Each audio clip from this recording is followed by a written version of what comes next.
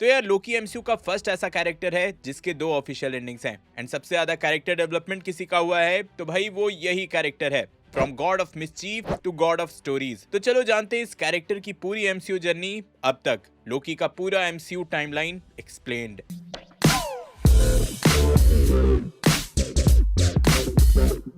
लोकी से हम सबसे पहली बार मिले 2011 के थॉर में, जहां इस कैरेक्टर को सॉर्ट ऑफ एक साइड कैरेक्टर के जैसा इंट्रोड्यूस किया गया था। एक ऐसा भाई जो कि अपने बड़े भाई से जेलस है और अपने पिता ओडिन को हेट करता है क्योंकि उसे लगता है कि उसके बड़े भाई थॉर को ज्यादा प्रायोरिटी मिलती है, जबकि वो भी ये डिजर्व करता है। वो एसगार्ड का किंग बनना चाहता है, लेकिन बड़े भाई होने के नाते ये टाइटल थॉर को ही मिलने वाला है और वो कभी एसगार्ड पर चाहकर भी रूल नहीं कर सकता। अब यहीं पर थॉर की क्रॉनिंग होने वाली थी और इसी क्रॉनिंग को रोकने के लिए लोकी वही करता है जिसमें वो एक्सपर्ट है, मतलब मिसचीफ। एंड थॉर से ओडिन के परमिशन के बिना उसे बहकाकर योतनहाइम पर अटैक करवाकर उसे एसगार्ड से बैनिश करवा देता है। इसी दौरान उसे ये भी पता चलता है कि 965 एडी में जब एसगार्डियंस और फ्रॉस्ट जायंट्स का द ग्रेट वॉर हुआ था, तभी ओडिन ने लोकी को वहां से गोद लिया था और असल में लोकी फ्रॉस्ट जायंट लॉफी का बेटा है। और यहीं पर उसे रियलाइज हुआ कि वो खुद भी एक फ्रॉस्ट जायंट है और ओडिन ने उसे अपने एक इंचैंटमेंट के थ्रू, मैजिक के थ्रू एसगार्डियंस के जैसा बना दिया है।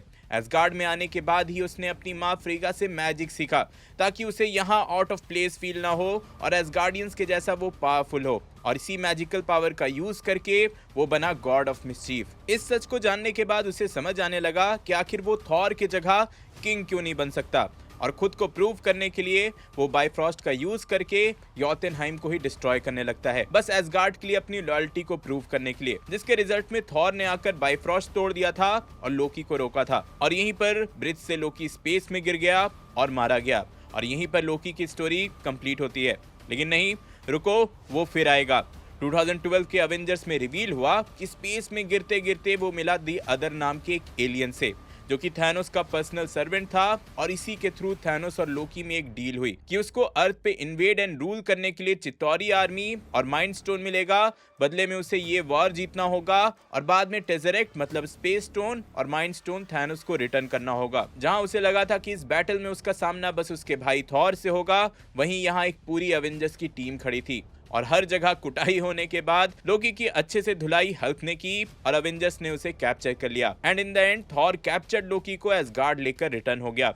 वैसे यहीं पर लोकी की एक सेकंड स्टोरी भी स्टार्ट होती है जिसको लेकर सब कंफ्यूज होते रहते हैं, उस पर मैं बाद में आता हूँ, पहले एक एंडिंग कंप्लीट कर ली जाए। बस ये लोकी के कैप्चर होने का मोमेंट याद रखना। न्यूयॉर्क बैटल में हारने के बाद लोकी की स्टोरी कंटिन्यू होती है 2013 में रिलीज हुई थॉर द डार्क वर्ल्ड में, जहां कह सकते हो कि फर्स्ट टाइम हम थॉर एंड लोकी को बॉन्ड होता देखते हैं, उसको अपने मिस्टेक समझ में आते हैं।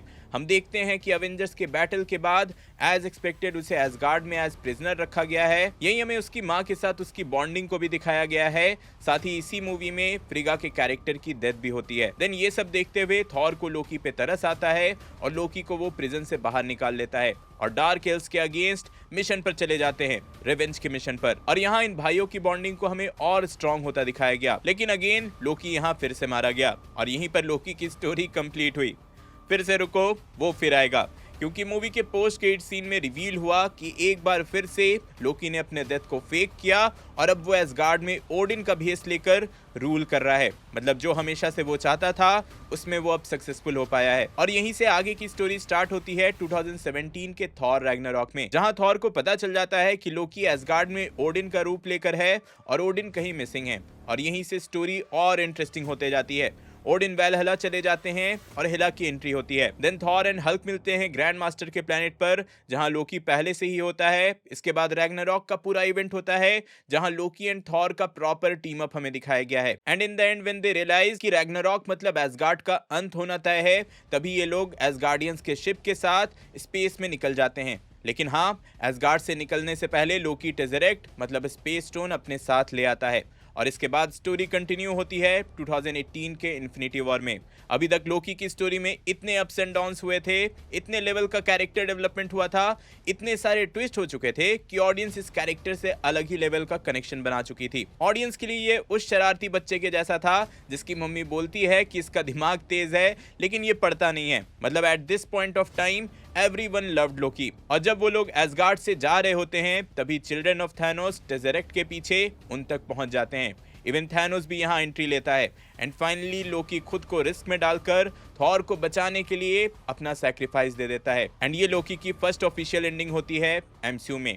एंड हाँ, ये लोकी मर चुका है, लेकिन मैंने आपको बोला था कि 2012 में लोकी के अरेस्ट होने वाले इवेंट को याद रखना। तो हाँ, इसी पॉइंट से एक अल्टरनेट स्टोरी बनती है जहां एंड गेम में इन्फिनिटी स्टोन्स के पीछे जब अवेंजर्स टाइम ट्रैवल करते हैं तो कैप्टन के माइंड स्टोन लेने पर वहां एक अल्टरनेट टाइम ब्रांच बनती है। लेकिन जब टेज़रेक्ट लेकर लोकी वहां से भाग जाता है तो वहां से एक और ब्रांच टाइमलाइन बनती है। और देखो, यहाँ पर बहुत लोग कंफ्यूज हो जाते हैं, तो उनके लिए मैं और ज्यादा सिंपल में समझा देता हूँ। तो जो पहले ब्रांच टाइमलाइन बना था जिसमें कैप्टन ने माइंड स्टोन लिया था, वो अपने आप हट जाएगा जब एंड गेम के एंडिंग में कैप्टन माइंड स्टोन रिटर्न कर देगा। लेकिन सिंस यहाँ से लोकी टेज़रेक्ट लेकर भाग गया था तो यहीं पर एक और ब्रांच टाइमलाइन बनी एंड ऑब्वियसली लोकी फिर से टेज़रेक्ट रिटर्न करके अरेस्ट तो होने वाला नहीं था एंड वो ब्रांच टाइमलाइन कभी बंद नहीं होती। तो इसलिए TVA ने इंटरफेयर किया और उन्होंने लोकी को अरेस्ट कर लिया और वो ब्रांच टाइमलाइन प्रून कर दिया। इसका मतलब है कि मेन टाइमलाइन में जहां लोकी अरेस्ट हुआ था, एसगार्ड गया था, देन थैनोस के हाथों मारा गया था, वहां कोई भी चेंजेस नहीं हुए हैं, बल्कि जो लोकी हमने लोकी के सीरीज में देखा था वो एक वेरिएंट है जो कि अवेंजर्स की इवेंट से एस्केप किया था। आई होप कंफ्यूजन अब क्लियर हो गई होगी।